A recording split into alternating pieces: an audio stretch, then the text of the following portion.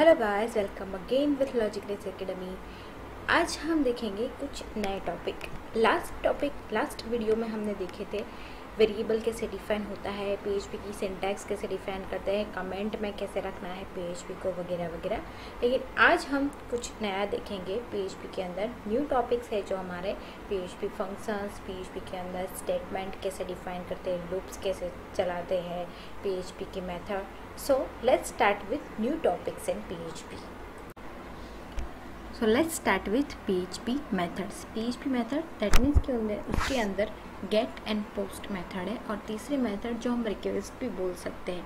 PHP के अंदर value को रिट्राइव करवाने के लिए हम मेथड का यूज़ करते हैं जो है हमारे पास get and post method. Get and post both are using for retrieve value, means वो हम फॉर्म टैग के अंदर यूज़ करते हैं कि PHP के अंदर जो भी हम टेक्स्ट बॉक्स के अंदर वैल्यू डालते हैं वो एक पेज पे से अगर दूसरे पेज के अंदर हमें चाहिए तो उसके लिए हम यूज़ करते हैं गेट एंड पोस्ट मेथड। अब ये दोनों क्या काम करते हैं वो हम देखते हैं आगे। सबसे पहले देखते हैं गेट मेथड। गेट मेथड क्या काम करता है, तो गेट मेथड हम फॉर्म टैग के अंदर तो यूज़ करते ही एज वेल एज वैल्यू को रिट्राइव करवाने के लिए गेट वेरिएबल का यूज़ करते हैं। तो the $_get variable is an array of variable names and values sent by the HTTP get method. उसको HTTP गेट मेथड भी बोला जाता है। द रीज़न इज कि जो भी हम डेटा सेंड करते हैं वो HTTP हाइपरटेक्स्ट ट्रांसफ़र प्रोटोकॉल उसके द्वारा वो वैल्यू सेंड करता है। तो आप जब भी कोई वैल्यू सेंड करते हैं कि लाइक यूज़र नेम है, पासवर्ड है या कोई भी डेटा सेंड करते हैं, कोई भी डेटा फिलअप करते हैं फॉर्म के अंदर, तो वो हमारा डेटा सिक्योर होना चाहिए। तो सिक्योरिटी प्रोवाइड करता है post method. Get method security provide नहीं करता है। रीज़न, गेट मेथड के अंदर हम जो भी लिखेंगे हमें URL में वो शो होगा। किस तरीके से वो देखते हैं हम। The get variable is use to collect values from a form with method get. Get method का यूज़ करते हैं फॉर्म टैग के अंदर and information send from a form with the get method is visible to everyone. जैसे मैंने बताया था कि अगर हम गेट मेथड का यूज़ करेंगे तो वो सबको शो होगा। क्यों? क्योंकि URL के अंदर सारी वैल्यूज़ हमारी शो होती है। And the second thing is उसके अंदर हम 100 कैरेक्टर्स ही भेज सकते हैं। That means it has limits on the amount of information to send. जो भी इंफॉर्मेशन है वो हम सेंड कर सकते हैं, तो सिर्फ 100 कैरेक्टर की ही लिमिट है। ठीक है, इसलिए गेट मेथड को सिक्योर बोला नहीं जाता है। देखो यहाँ पे एक एग्जांपल दिया गया है कि HTML के अंदर बॉडी में एक p टैग में वेलकम लिखा हुआ है और दूसरा PHP echo get fname and PHP echo $_get ln। That means कि एक फॉर्म लिया हुआ है, फॉर्म के अंदर fname जो इनपुट टाइप लिया हुआ है, इनपुट टाइप टेक्स्ट, और उसके अंदर नेम रखा हुआ है fname एंड दूसरा एक इनपुट टाइप लिया हुआ है जिसके अंदर नेम रखा हुआ है lname। वो दोनों इनपुट टाइप के अंदर जब भी हम कोई टेक्स्ट डालते हैं एंड सबमिट बटन पे क्लिक करते हैं तो हमें उसकी वैल्यू मिलती है जो सेकंड पेज पे मिलती है। ठीक है, किस तरीके से वो अभी हम एग्जांपल करके देखेंगे। फर्स्टली देखते हैं कि गेट का यूज़ हम क्यों करें। When using the get variable, all variable names and values are displayed in the URL। ठीक है, जब भी हम गेट मेथड का यूज़ करते हैं तो जितनी भी वैल्यूज़ हैं हमारी URL के अंदर डिस्प्ले होती है। So this method should not be used when sending password और अदर सेंसिटिव इन्फॉर्मेशन।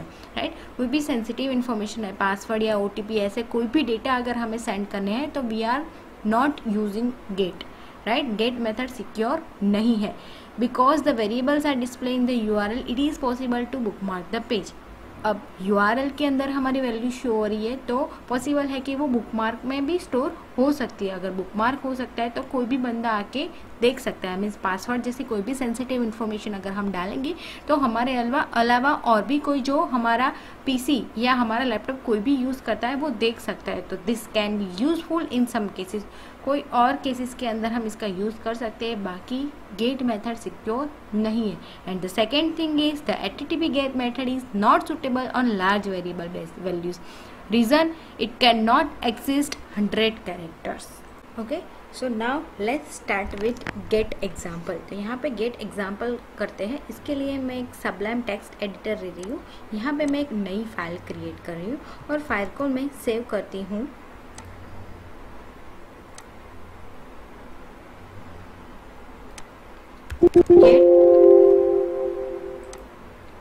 get.php से। और फाइल को हमें सेव करना है। PHP की फाइल को हम सेव करते हैं XAMPP फोल्डर के अंदर। एक htdocs फोल्डर होगा, फोल्डर के अंदर यहाँ पे मैंने एक फोल्डर बनाया हुआ है वीडियो एग्जाम्पल करके, वहाँ पे मैं सेव कर रही हूँ get.php। ठीक है, अब PHP की फाइल को रन करवाने के लिए हमें XAMPP, जो भी आपने टूल लिया हुआ है XAMPP, LAMP या WAMP, यहाँ पे मैंने XAMPP लिया हुआ है, तो XAMPP हमें स्टार्ट करना ज़रूरी है। तो मेरे C ड्राइव के अंदर यहाँ पे मेरे पास XAMPP है। XAMPP के अंदर XAMPP कंट्रोल है। XAMPP कंट्रोल के अंदर हमें स्टार्ट करना है अपाचे एंड MySQL। तो ये दोनों मैं स्टार्ट करती हूँ। एंड अब कोई भी आपका जो भी ब्राउज़र है उसके अंदर जाके हमें सिर्फ लिखना है लोकल होस्ट। दैट मीन्स कि हमारा XAMPP स्टार्टेड है। ठीक है, XAMPP के अंदर अब लोकल होस्ट के अंदर फाइल रन करवाने के लिए htdocs के अंदर हमने जो फोल्डर बनाया था उसका नाम, तो हमने फोल्डर यहाँ पे बनाया है htdocs के अंदर, वो है वीडियो डेस एग्जाम्पल। तो यहाँ पे मैं इसको लिखती हूँ वीडियो डेस एग्जाम्पल। ठीक है, तो वो फोल्डर के अंदर हमारी डायरेक्टरी आ गई, उसके अंदर हमने फाइल सेव की थी get.php। अब get.php के अंदर हम एक कोड करते हैं। तो सबसे पहले I am writing like HTML,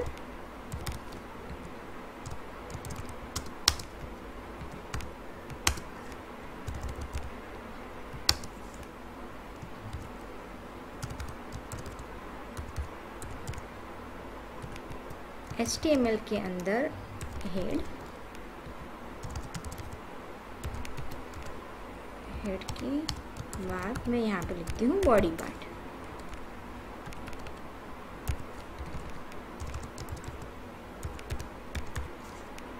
body के अंदर मैं यहाँ पे एक ले लेती हूँ फॉर्म। फॉर्म के अंदर अब हमें लेनी होगी मेथड, जो अभी हम पढ़े हुए हैं वो। यहाँ पे मैं ले रही हूँ गेट मेथड।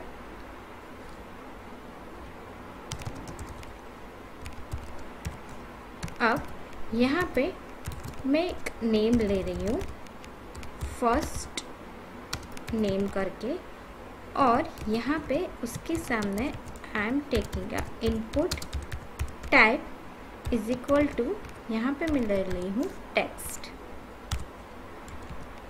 और उसका नाम मैंने दिया है f नेम, राइट। एंड दूसरा एक ले रही हूँ लास्ट नेम, और उसके सामने भी मैं ले रही हूँ input type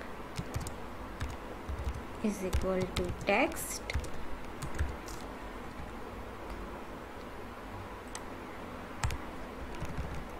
and name is equal to l name, right. And एक सबमिट बटन ले लेते हैं। तो input type is equal to submit, name is equal to submit, and value is equal to also submit, right. अब file को save करते हैं। अब हमें ये जो फॉर्म है वो फॉर्म हमें शो होना चाहिए हमारे ब्राउज़र के अंदर। तो मैं गेट PHP रन कर रही हूँ, यहाँ पे शो हो रहा है fname एंड lname। ठीक है, ओके। अभी हम लोग सिर्फ वैल्यू को इंसर्ट करते हैं। दैट मीन्स कि यहाँ पे हम वैल्यू डालेंगे एंड सबमिट बटन पे क्लिक करेंगे। हमने यहाँ पे हमारे फॉर्म में लिया हुआ है मेथड गेट। ठीक है, तो देखो यहाँ पे मैं डालती हूँ डेमो एंड लास्ट नेम डालती हूँ demo and then submit. You can see the URL। देखो fname भी डेमो, lname भी डेमो। दैट मीन्स हम जो भी डाल रहे हैं वो हमें कहाँ पे दिखता है, URL के अंदर। That's why the get method is not secure. और हाँ, अगर इसको रिट्राइव करना है तो हम यहाँ पे एक्शन दे देते हैं, और एक्शन में सेकेंड पेज का नाम, तो मैं सेकेंड पेज का नाम दे रही हूँ demo.php, जिसके अंदर हम वैल्यू रिट्राइव कराएंगे। तो एक नई फाइल ले रही हूँ, उसको मैं सेव कर रही हूँ demo.php से, जो सेम हमारे PHP के अंदर होगी।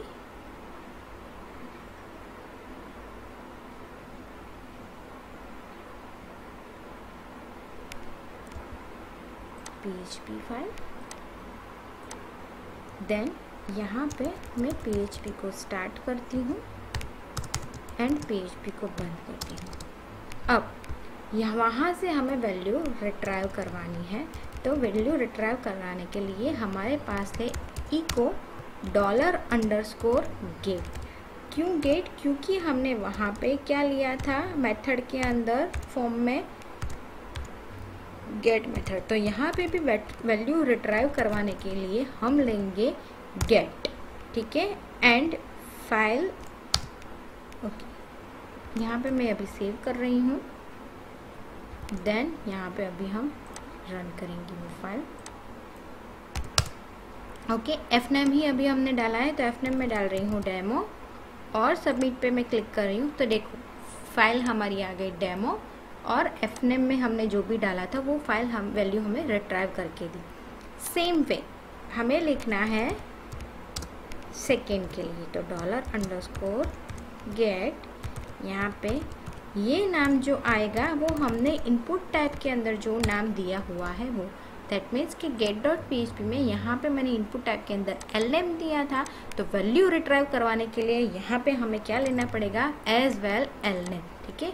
और सेकेंड लाइन में आए फाइल, इसके लिए यहाँ पे मैं दे देती हूँ br। तो अब फिर से फाइल रन करते हैं, यहाँ पे मैं दे रही हूँ डेमो और यहाँ पे भी दे रही हूँ मैं टेस्ट, ठीक है। नाउ सबमिट, तो fname हुआ डेमो एंड lname हुआ टेस्ट। तो इस तरीके से आप get method through value retrieve कर सकते हो, एंड एज वेल एज हम जो भी वैल्यू डालते हैं वो हमें URL के अंदर भी शो होती है। अब देखते हैं post method. Post method are also use to retrieve a value, वो भी वैल्यू रिट्राइव करवाने के लिए हम यूज़ करते हैं। और PHP के अंदर फॉर्म में हम पोस्ट मेथड का भी यूज़ कर सकते हैं। The post variable is an array of variable names and values sent by HTTP post method। जैसे get मेथड से वैल्यू सेंड कर सकते हैं, सेम वे पोस्ट मेथड से भी यूज़ कर सकते हैं। जैसे ही हमने फॉर्म के अंदर मेथड में get लिखा था, सेम वे मेथड के अंदर हम पोस्ट भी लिख सकते हैं। The post variable is used to collect values from a form with method post। Information sent from a form with the post method is invisible to others and has no limits on the amount of information to send। Right कि जैसे get method में हमने देखा कि get method के अंदर हम जो भी वैल्यूज़ डालते हैं हमें URL के अंदर शो होती है। पोस्ट मेथड में हमें कोई भी वैल्यू URL में शो नहीं होगी। तो अगर URL में शो नहीं होती तो बट ऑब्वियसली वो वैल्यू हमारी बुकमार्क भी नहीं होगी, इसीलिए वो सिक्योर मेथड है। और सेकेंड थिंग, गेट मेथड के अंदर हमारे पास सिर्फ 100 कैरेक्टर की लिमिट थी, यहाँ पे ऐसी कोई लेंथ लिमिट नहीं है वैल्यू सेंड करवाने के लिए। तो PHP के अंदर मेथड अगर हम देखें तो post method is secure for retrieve of value. आइए चलिए हम उसका एग्जांपल देखते हैं। ओके, जैसे गेट मेथड के अंदर हमने नई एक फ़ाइल ली थी, वैसे ही पोस्ट के लिए यहाँ पे मैं एक नई फ़ाइल क्रिएट कर रही हूँ सबलाइम एडिटर के अंदर, और उसको मैं सेव कर रही हूँ post.php से। अब यहाँ पे एक फॉर्म बनाना है, तो जैसे मैंने गेट मेथड में बनाया था पूरा मैं कॉपी कर रही हूँ, पोस्ट में वो पेस्ट कर रही हूँ।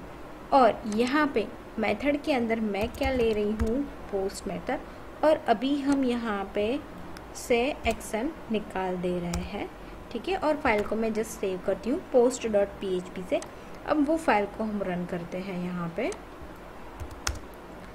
पोस्ट मेथड, ठीक है। पोस्ट मेथड के अंदर देखो यहाँ पे मैं डाल रही हूँ first name test and last name also test and then submit button. तो देखो यहाँ पे हमें कोई भी वैल्यू URL में शो नहीं हुई, दैट मीन्स के पोस्ट मेथड हमारी सिक्योर है। और पोस्ट मेथड के अंदर हमें वैल्यू रिट्राइव करवाने के लिए सेम वे जैसे यहाँ पे हमने एक्शन लिया था, तो यहाँ पे भी we are taking an action, और एक्शन में हम पेज ले लेते हैं दूसरा जिसका नाम मैं रखती हूँ test.php। अब एक नई फाइल बनाते हैं, फाइल को हम सेव करते हैं test.php से, ठीक है। एंड उसके अंदर पोस्ट से वैल्यू रिट्राइव करवाने के लिए हम लोग यहाँ पे यूज़ करेंगे इको $_post, ठीक है। एंड वहाँ पे जो इनपुट टाइप में नाम लिया था वो, तो fname आएगा एंड यहाँ पे मैं कर रही हूँ BR and echo $_ post same way एलमिंग। ठीक है, अब फाइल को सेव करते हैं। पोस्ट में हमने एक्शन में test.php ले रखा है। अब फाइल को रन करते हैं। फर्स्ट टाइम में मैं डाल रही हूँ टेस्ट, लास्ट टाइम में भी डाल रही हूँ टेस्ट, देन सबमिट बटन। आ गया हमारा test.php। ओके, यहाँ पे पोस्ट का स्पेलिंग मिस्टेक। ठीक है, टेस्ट और URL में भी हमें कुछ शो नहीं हुआ। दैट मीन्स कि हमारी पोस्ट मेथड सिक्योर है, गेट मेथड सिक्योर नहीं है। And the third one is request method. Request method सिर्फ वैल्यू रिट्राइव करने के लिए यूज़ होती है। मीन्स वो एज अ वेरिएबल हम रिट्राइव करवा सकते हैं, वो हम फॉर्म टैग के अंदर यूज़ नहीं कर सकते। फॉर्म टैग के अंदर मेथड या तो गेट मेथड का यूज़ करते हैं या तो पोस्ट मेथड का यूज़ करते हैं। वो दोनों के अंदर वैल्यू रिट्राइव करना हो तो request are common.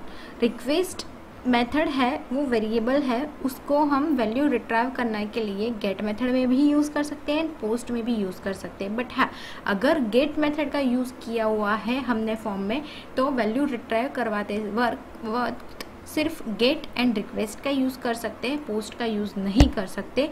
Same way post method अगर फॉर्म में लिया हुआ है तो वैल्यू रिट्राइव करवाते वक्त हम पोस्ट एंड रिक्वेस्ट का यूज़ कर सकते हैं, उसमें गेट का यूज़ नहीं कर सकते। दैट मीन्स गेट के अंदर पोस्ट का यूज़ नहीं होता है और पोस्ट के अंदर गेट का यूज़ नहीं होता है, बट दोनों के अंदर हम रिक्वेस्ट का यूज़ कर सकते हैं। तो चलो देखते हैं एग्जाम्पल में। ओके, जैसे गेट एंड पोस्ट किया वैसे ही हम ये मैं पूरा कॉपी कर रही हूँ फाइल एंड एक नई फाइल ले रहे हैं, उसके अंदर मैं पेस्ट कर रही हूँ और फाइल को जस्ट सेव करते हैं।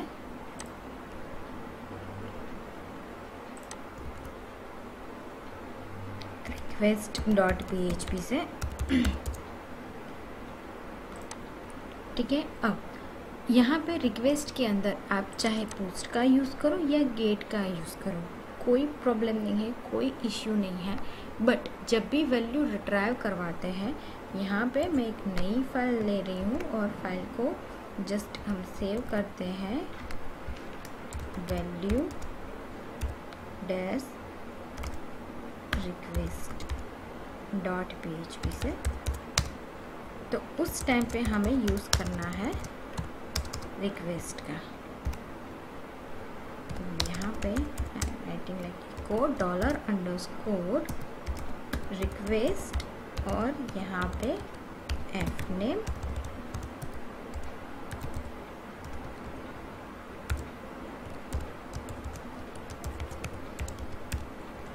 सेम वे इको $_ रिक्वेस्ट, यहाँ पे आएगा एलमिंग। ठीक है, अब इसको सेव करते हैं और ये जो वैल्यू डैश रिक्वेस्ट है वो हम यहाँ पे एक्शन में दे देते हैं। तो वैल्यू डैश request.php। ठीक है, अब फाइल हम रन करते हैं वैल्यू रिक्वेस्ट वाली। यहाँ पे हमने पोस्ट मेथड ले रखी है। ठीक है, वैल्यू डैश रिक्वेस्ट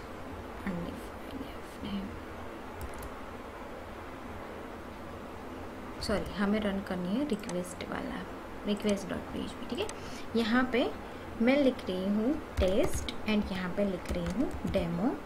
सबमिट पे क्लिक करते हैं। रिक्वेस्ट का स्पेलिंग मिस्टेक है, sorry for that.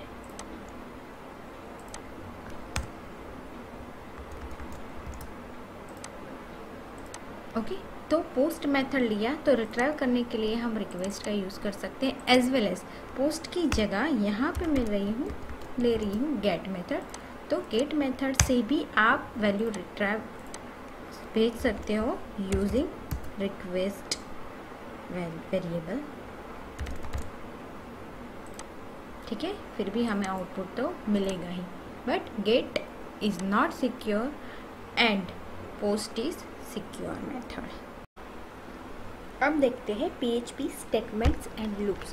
That means कि जो हम ऑलरेडी C++ में पढ़े हुए हैं, if, else if, nested if else, that all are statements, and loops like for loop, while loop, do while loop, and PHP में एक हम नया लूप सीखेंगे, that is for each loop।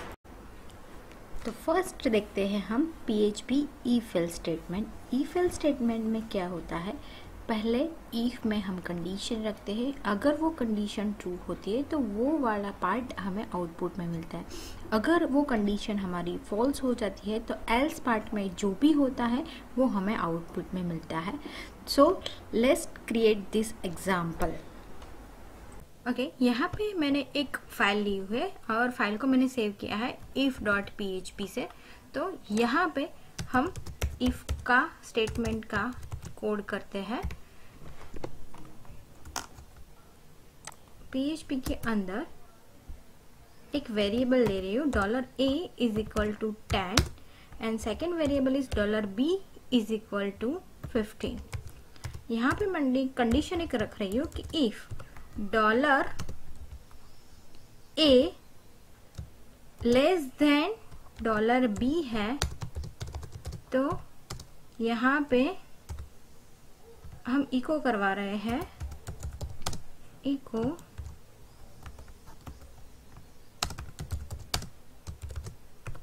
A is less than B। Otherwise अगर वो less than नहीं है तो एल्स पार्ट में हमें जो भी होगा वो मिल जाएगा। तो यहाँ पे मैं इको करवा रही हूँ नो मैच फाउंड। ठीक है,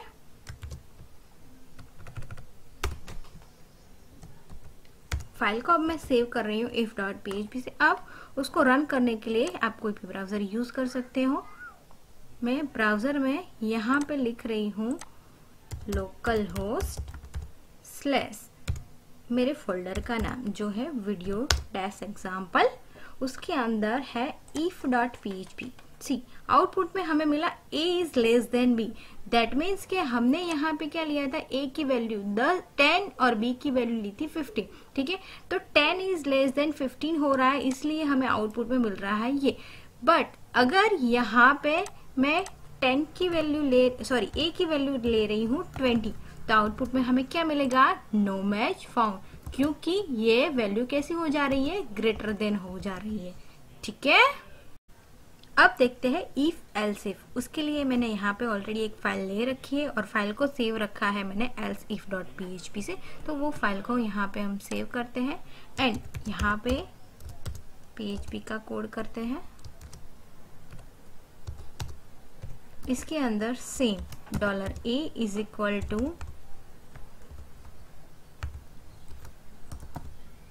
आई am taking 10 and $b is equal to 15। Right, अब कंडीशन रखते हैं कि if $a greater than $b है तो यहाँ पे हम इको करवाते हैं a is greater than b। Else if यहाँ पे मैं ले रही हूँ $a लेस देन $b है तो प्रिंट होगा echo a is less than b। And अगर दोनों में से हमें एक भी नहीं मिल रहा है तो यहाँ पे हमें मिलेगा एल्स पार्ट में जो भी होगा वो, दैट मीन्स यहाँ पे मैं लिख रही हूँ नो मैच फाउंड। ठीक है, तो अब फाइल को सेव करते हैं। हमारी a की वैल्यू है 10, b की वैल्यू है 15, तो 10 ग्रेटर देन 15 होगा, नहीं होगा।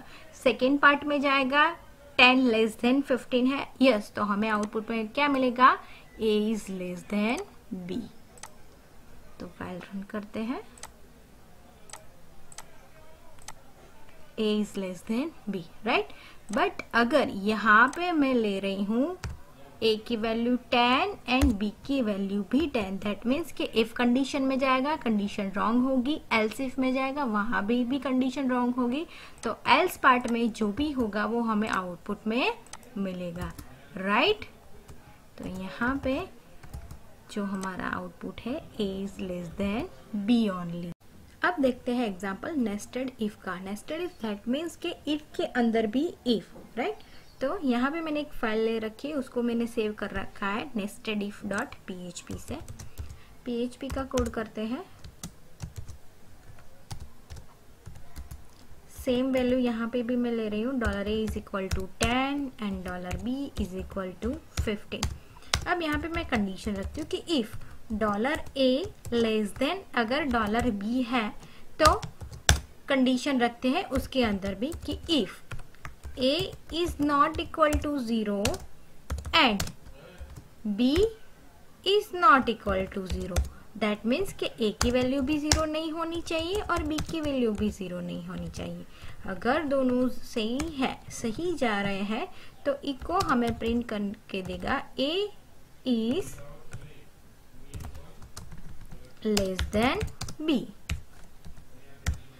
अगर ये रॉन्ग है तो इसके एल्स पार्ट में जाएगा और इको करेगा कि any one value is negative. That means कि कोई भी एक वैल्यू 0 हो सकती है, इसलिए हमें आउटपुट में ये मिल रहा है। अदरवाइज अगर फर्स्ट कंडीशन यहाँ पे ही फॉल्स हो जाती है तो डायरेक्टली चला जाएगा एल्स पार्ट में और हमें इको करके देगा नो मैच फाउंड।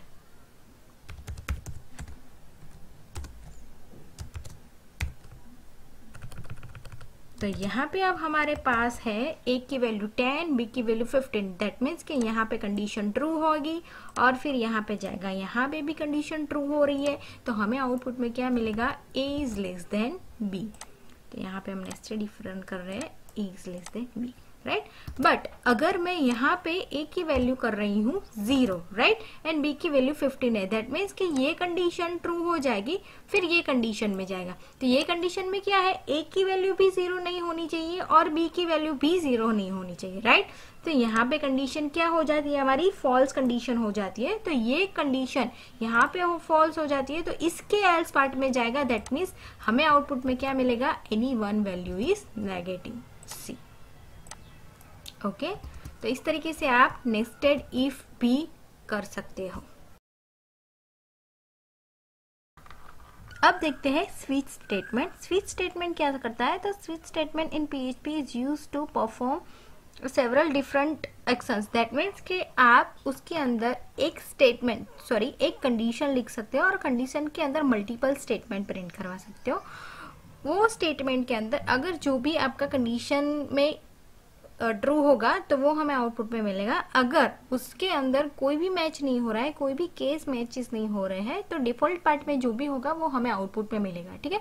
उसके सिंटैक्स क्या है, स्विच के अंदर आप कंडीशन रख सकते हो एंड मल्टीपल केसेस, केस 1 उसके अंदर आपको जो भी इको करवाना है वो, एंड देन ब्रेक, ठीक है। तो एवरी केसेस के बाद आपका ब्रेक आएगा ताकि उसका लूप ना चले, वो डायरेक्टली हमें जो चाहिए आउटपुट में वो मिल जाए और तुरंत ही बाहर आ जाए। अगर एक भी मैच नहीं हो रहा है तो वो डिफॉल्ट वाला पार्ट आएगा और डिफॉल्ट पार्ट में हमने जो भी लिखा है वो हमें आउटपुट में मिलेगा, ठीक है। तो आइए उसका एग्जाम्पल देखते हैं। ओके, स्विच का एग्जाम्पल करने के लिए यहाँ पे मैंने एक फाइल ले रखी है और उसको मैंने सेव करा है switch.php से। अब उसके अंदर कोड करते हैं जिसके अंदर मैं लिख रही हूँ PHP।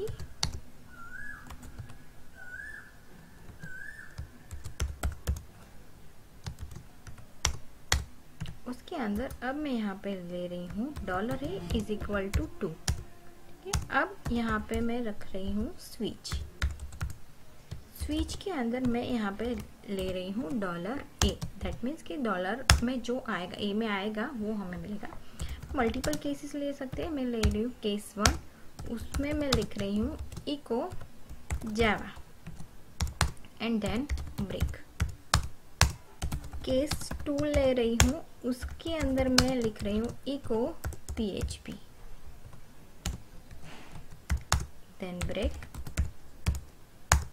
केस 3 ले रही हूँ, इसके अंदर मैं इको कर रही हूँ HTML and then break and एक डिफॉल्ट पार्ट ले रही हूँ और उसके अंदर मैं इको कर रही हूँ नो मैच फाउंड। अब यहाँ पे मैं कर रही हूँ ब्रेक। ठीक है, फाइल को मैंने सेव कर दिया है। a इज इक्वल टू 2 है, दैट मीन्स के केस 2 मिलेगा, तो आउटपुट में हमें मिलेगा PHP। ठीक है, बट अगर यहाँ पे मैं लिख रही हूँ $a इज इक्वल टू 6, तो यहाँ पे हमारा केस 6 तो है ही नहीं, तो हमें मिलेगा नो मैच फाउंड। ठीक है, तो आप इस तरीके से स्विच स्टेटमेंट का भी यूज कर सकते हो।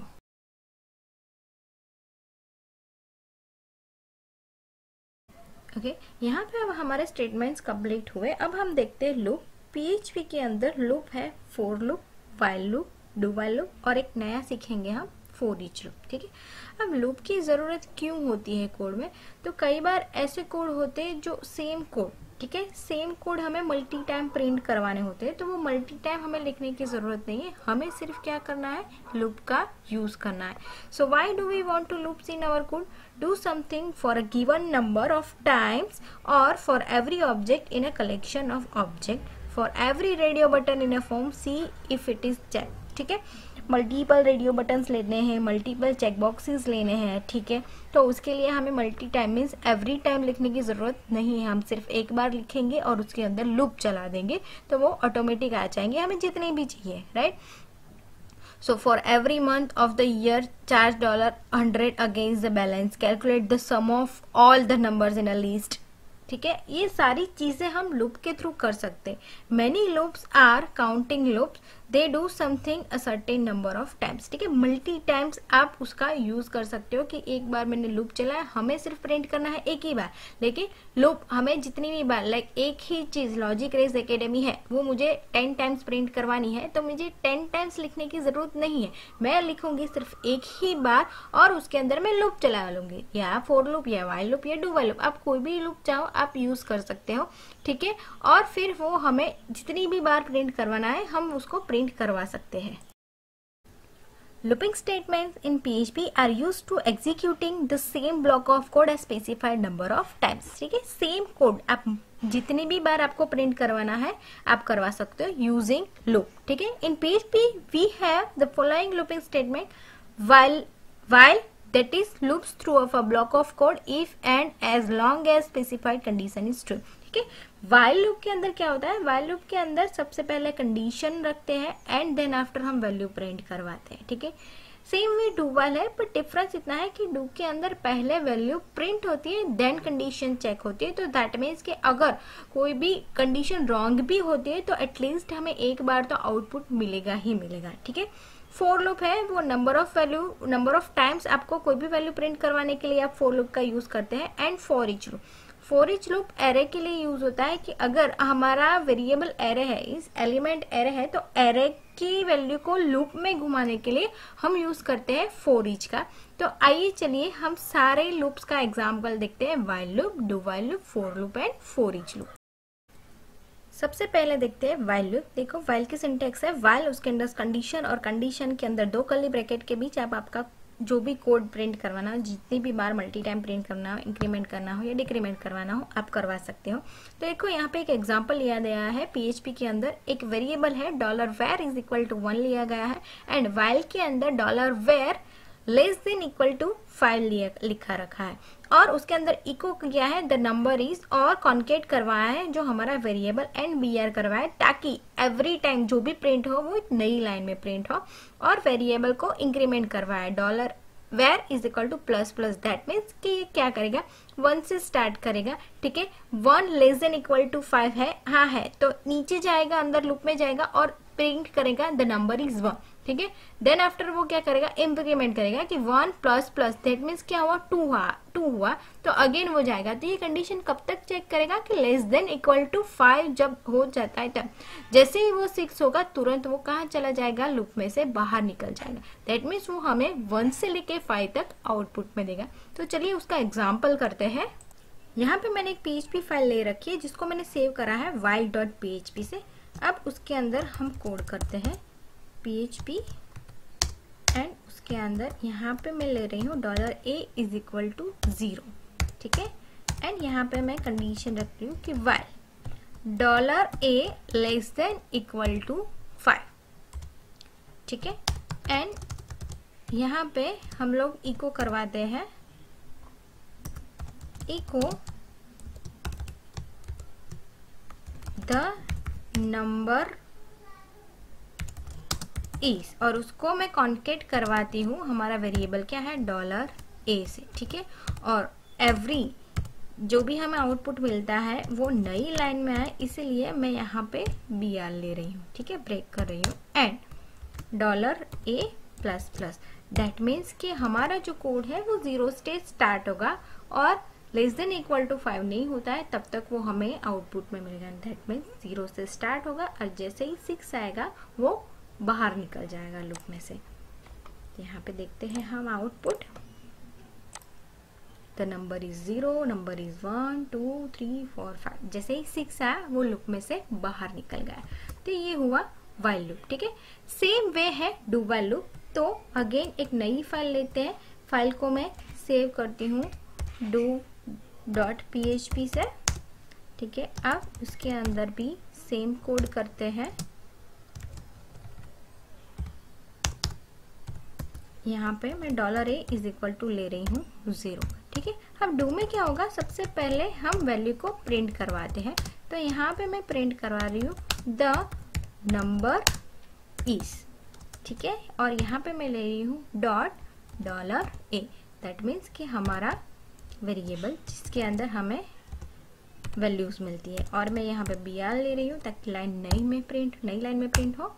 और $a प्लस प्लस यहाँ पे ही मैं उसको इंक्रीमेंट करवा देती हूँ, ठीक है।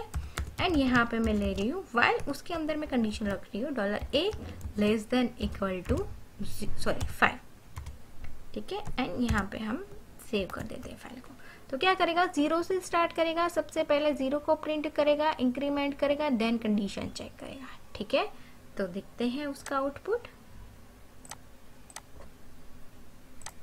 ठीक है, 0 1 2 3 4 5। अब देखो while में भी सेम हमें मिला, इसमें भी सेम हमें मिला, डिफरेंस क्या है वो देखते हैं। यहाँ पे मैं ले रही हूँ a इज इक्वल टू 6, ठीक है। तो हमें सबसे पहले 6 प्रिंट करके देगा, देन इंक्रीमेंट करेगा, देन कंडीशन चेक करने जाएगा कि 6 लेस देन इक्वल टू 5 है, नहीं है, तो वो तुरंत ही बाहर निकल जाएगा। दैट मीन्स एक टाइम तो हमें आउटपुट मिलेगा ही मिलेगा, ठीक है। द नंबर इज 6, भले ही कंडीशन फॉल्स हो लेकिन आउटपुट मिलेगा। रीजन, यहाँ पे डू के अंदर सबसे पहले वैल्यू प्रिंट होती है, ठीक है। और वाइल में क्या होता है, जिसे आगे हमने देखा कि वाइल के अंदर पहले कंडीशन चेक होती है एंड देन हमें वैल्यू प्रिंट करती है।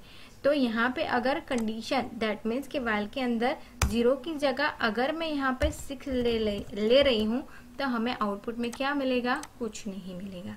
द रीजन इज कंडीशन पहले चेक होती है, ठीक है। देखो ब्लैंक मिला क्योंकि यहाँ पे a इज इक्वल टू 6 है, तो 6 लेस देन इक्वल टू 5 होता है, नहीं होता है, तो वो लूप में से बाहर निकल गया।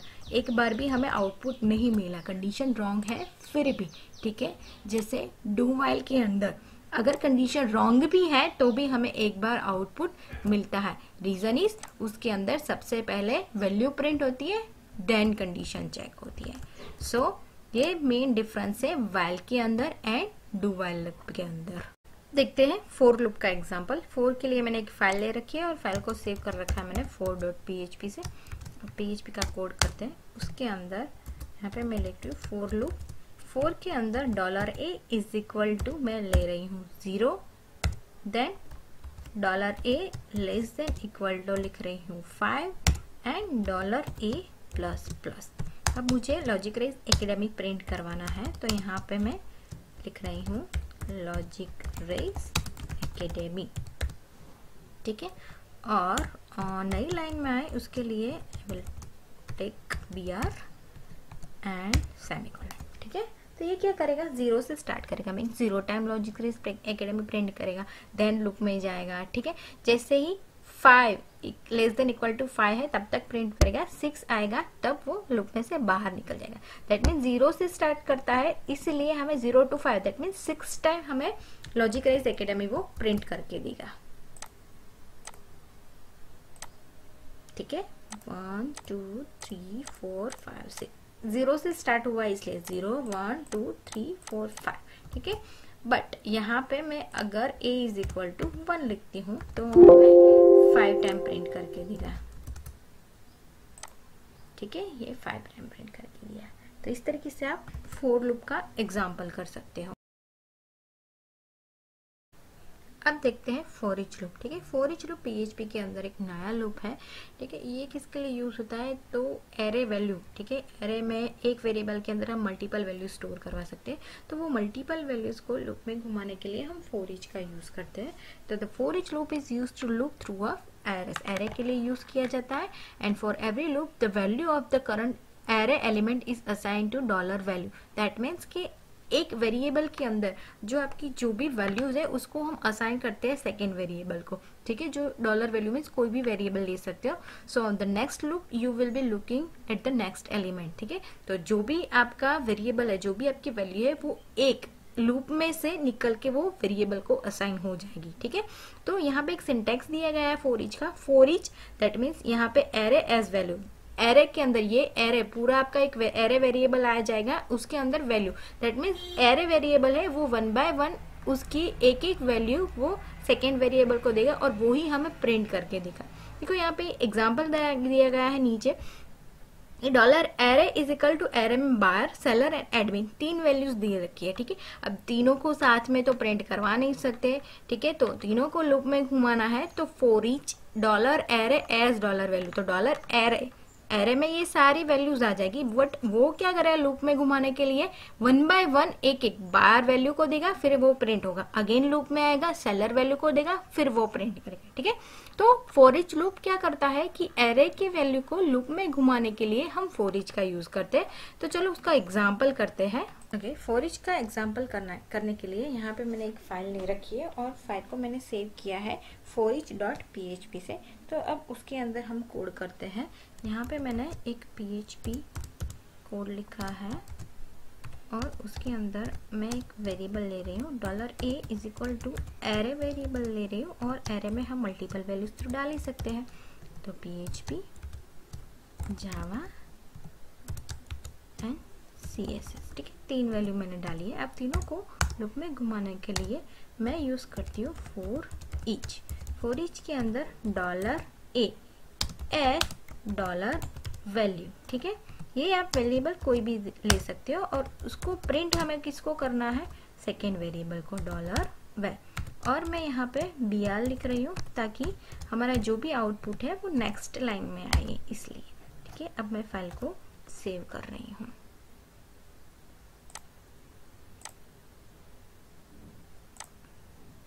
फॉर ईच जिसमें हमें मिला PHP Java and CSS। That means कि for each are use for only array, array की वैल्यू को लूप में घुमाने के लिए हम यूज करते हैं फॉर ईच का।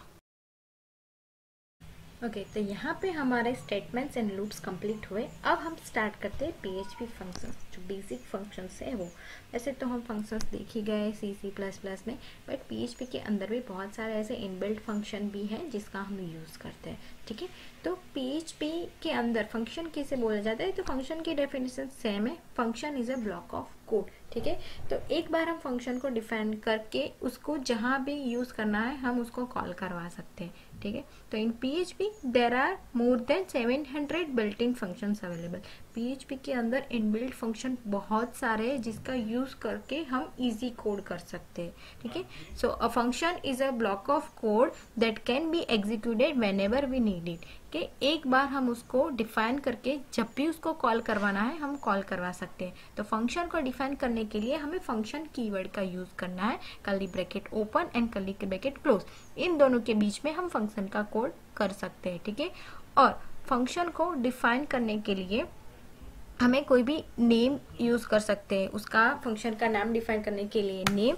The name can be start with a letter और एन अंडरस्कोर। ठीक है, नेम हम नेम से, लेटर से स्टार्ट कर सकते हैं एंड अंडरस्कोर से स्टार्ट कर सकते हैं। फंक्शन का नाम कभी भी हम नंबर से स्टार्ट नहीं करेंगे। यहाँ पे एक बेसिक एग्जाम्पल दिया गया है फंक्शन का, सिंपल एग्जाम्पल है कि फंक्शन का नाम रखा है टेस्ट और टेस्ट फंक्शन के अंदर curly bracket open and close, इन दोनों के बीच में सिर्फ इको करवा है लॉजिक रेस एकेडमी। ठीक है, तो जब भी ये लॉजिक रेस एकेडमी प्रिंट करवाना है तो हमें फंक्शन को कॉल करवाना पड़ेगा। तो फंक्शन को कॉल करवाने के लिए सिर्फ हमें फंक्शन का नाम लिखना है एंड सेमीकोलन, दैट्स इट। ठीक है, तो फंक्शन के अंदर जो भी होगा वो हमें प्रिंट हो जाएगा। तो आइए उसका एग्जाम्पल देखते हैं। यहाँ पे मैंने एक फाइल ले रखी है जिसको मैंने सेव किया है function.php से। तो फंक्शन का एक एग्जाम्पल करते हैं। PHP के अंदर यहाँ पे मैं ले रही हूँ फंक्शन, और फंक्शन का नाम मैंने दिया है यहाँ पे डेमो।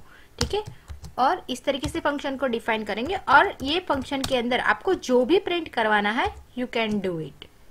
यहाँ पे मैं प्रिंट करवा रही हूँ लॉजिक रेस एकेडमी, और अब इस फंक्शन को कॉल करवाने के लिए जस्ट फंक्शन का नाम। ठीक है, इको को तो ऑलरेडी हमने ऊपर इको करवाया है स्टेटमेंट को।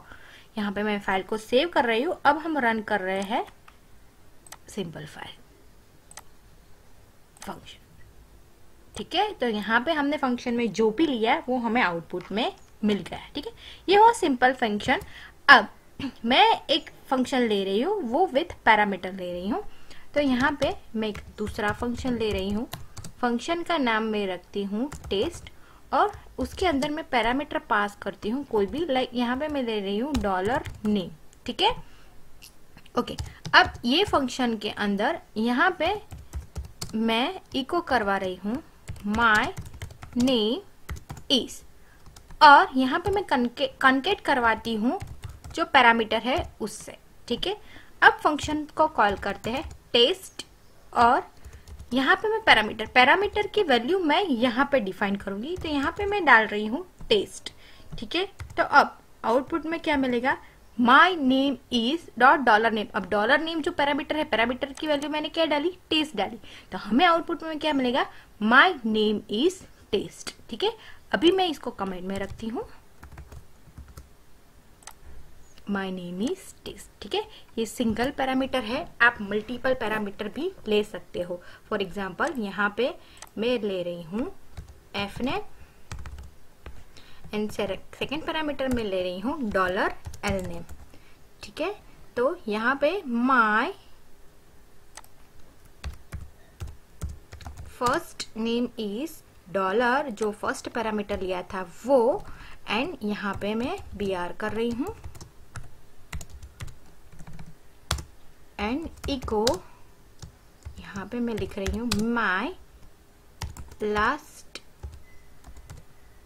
नेम इज, जो सेकेंड पैरामीटर है वो जो है हमारा $lname। यहाँ पे मैं सेमीकोलन कर रही हूँ। ठीक है, तो यहाँ पे हमें दो पैरामीटर पास करने पड़ेंगे। तो फर्स्ट पैरामीटर में मैंने पास किया है my first name is test आएगा, एंड कॉमा सेकेंड पैरामीटर में पास कर रही हूँ demo. So my second name is, sorry my last name is demo. First name is test and last name is demo. ठीक है, okay, ये हुआ parameter. सिर्फ हमने पैरामीटर पास किए, मीन्स वेरिएबल डिफाइन किया, उसकी वैल्यू हमने जब फंक्शन कॉल करवाया तब दिया। अब तीसरा एक एग्जांपल देखते हैं फंक्शन का, जो डिफॉल्ट पैरामीटर होता है। दैट मीन्स के वेरिएबल भी वहां पे डिफाइन करेंगे एंड वैल्यू भी हम वहां पे देंगे। तो यहाँ पे मैं हेलो नाम का एक प्रिंट कर रही हूँ फंक्शन का नाम, और उसके अंदर मैं वेरिएबल ले रही हूँ a इज इक्वल टू, उसकी वैल्यू में डाल रही हूँ डिफॉल्ट वैल्यू। ठीक है, अब इको यहाँ पे मैं प्रिंट करवा रही हूँ सिर्फ जो हमने पैरामीटर लिया है वो। अब मैं सिंपल एक फंक्शन कॉल करवा रही हूँ हेलो, कुछ नहीं लिया है पैरामीटर वगैरह कुछ नहीं। ठीक है, तो यहाँ पे हम फाइल को रन करते हैं तो आउटपुट में हमें क्या मिलेगा, डिफॉल्ट वैल्यू। क्यों, क्योंकि हमने वेरिएबल भी डिफाइन किया है और वैल्यू भी फंक्शन में ही डिफाइन कर दी है। ठीक है, अब देखो यहाँ पे हेलो के अंदर जैसे पैरामीटर पास किया है तो मैं यहाँ पे ले रही हूँ लॉजिक रेज एकेडमी। तो यहाँ पे अभी हमें आउटपुट में क्या मिलेगा, लॉजिक रेज एकेडमी। क्यों? क्योंकि रन टाइम उसको क्या मिला, यहाँ पे भले ही उसने डिफॉल्ट वैल्यू प्रिंट करवा दिया है, ठीक है, बट रन टाइम उसको क्या मिला, लॉजिक रेज एकेडमी। तो वो हमें आउटपुट में क्या देगा, Logic Rays Academy. And third one is, यहाँ पे मैं ले रही हूँ हेलो और उसके अंदर ले रही हूँ नल। दैट मीन्स नल का मीनिंग क्या हुआ, नथिंग, जीरो, ठीक है। तो अब रन टाइप पे उसको क्या मिलेगा, सॉरी नथिंग, ठीक है। क्यों? क्योंकि रन टाइम पे हमने क्या लिखा हुआ है, यहाँ पे नल लिखा हुआ है, दैट मीन्स जीरो। तो डिफॉल्ट पैरामीटर आप इस तरीके से भी पास कर सकते हो, without parameter, with parameter, multiple parameter and default parameter. अभी तक हमने जो देखे पीएचपी के फंक्शन वो बेसिक सिंपल फंक्शंस थे, ठीक है। अब देखते हैं ये var अंडरस्कोर डम्प फंक्शन। ये पीएचपी के अंदर इनबिल्ट फंक्शन है। var डम्प फंक्शन क्या करता है, हमें पीएचपी के अंदर डेटा टाइप डिफाइन करने की जरूरत नहीं पड़ती है, राइट। कभी भी हम वेरिएबल के आगे डेटा टाइप डिफाइन नहीं करते, बट अगर आपको जानना है कि डेटा टाइप क्या है उसकी, तो var अंडरस्कोर डम्प फंक्शन है वो हमें इंफॉर्मेशन देता है डेटा टाइप की, ठीक है, कि वेरिएबल का डेटा टाइप कौन सा है, ठीक है। तो यहाँ पे देखो एग्जांपल में दिया गया है $a इज इक्वल टू कोई स्ट्रिंग वैल्यू ले रखी है, b is equal to number लिया है, c is equal to float दिया है, and then echo var underscore dump. आपको पर्टिकुलर जो भी प्रिंट करवाना है आप यहाँ पे प्रिंट करवा सकते हो, ठीक है। तो var डम्प क्या करता है, वो हमें एक जिस भी डेटा टाइप डिफाइन किए वो डेटा टाइप वेरिएबल क्या है, वेरिएबल की इंफॉर्मेशन हमें आउटपुट में देता है, ठीक है। तो चलिए उसका एग्जांपल करके देखते हैं। यहाँ पे मैंने एक पीएचपी की फाइल ले रखी है, उसको मैंने सेव कर रखा है var underscore dump dot php से। तो यहाँ पे हम कोड करते हैं $a इज इक्वल टू, यहाँ पे मैं ले रही हूँ हेलो, ठीक है।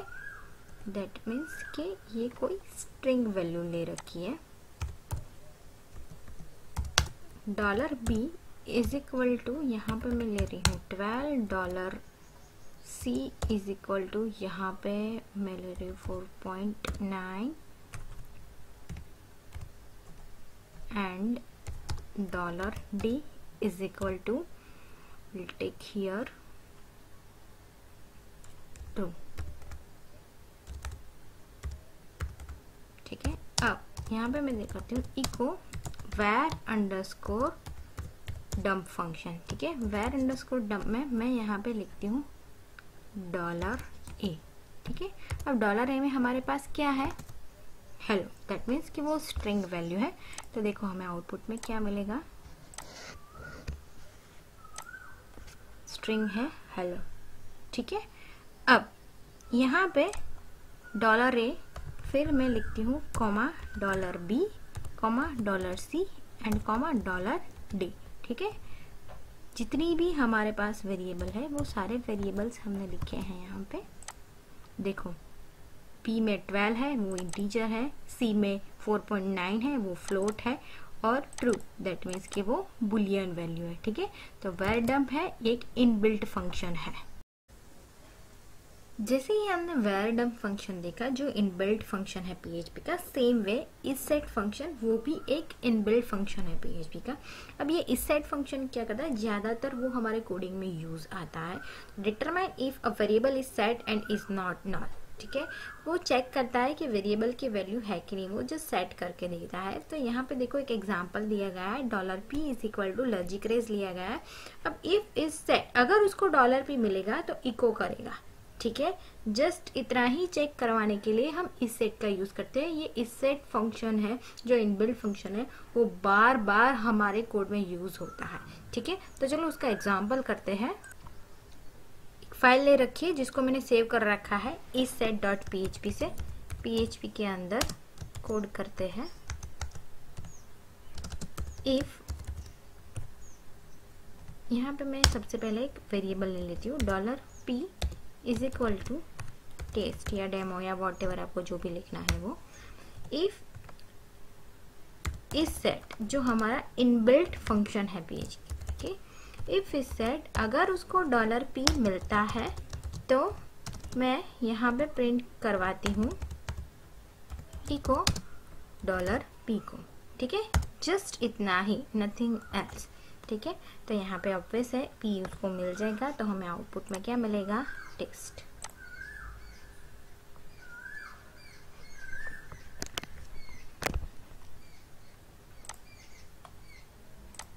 ठीक है, टेस्ट। बट यहाँ पे p की जगह मैं लिख रही हूँ o, ठीक है, जो हमारे पास नहीं है। हमने एल्स कंडीशन नहीं लिखा है, इसलिए हमें आउटपुट में कुछ भी नहीं मिलेगा, ठीक है।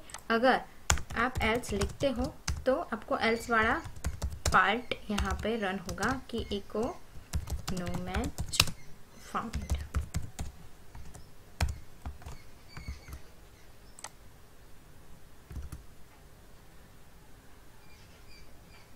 एल्स का स्पेलिंग रॉन्ग है, ठीक है, नो मैच फाउंड, ठीक है। तो इस सेट जस्ट चेक करता है कि वेरिएबल जो हमने डिफाइन किया है वो मिल रहा है कि नहीं, ठीक है। तो ये हुआ PHP का इनबिल्ट फंक्शन, ठीक है। तो यहाँ पे हम इस वीडियो को कंप्लीट करते हैं, ठीक है।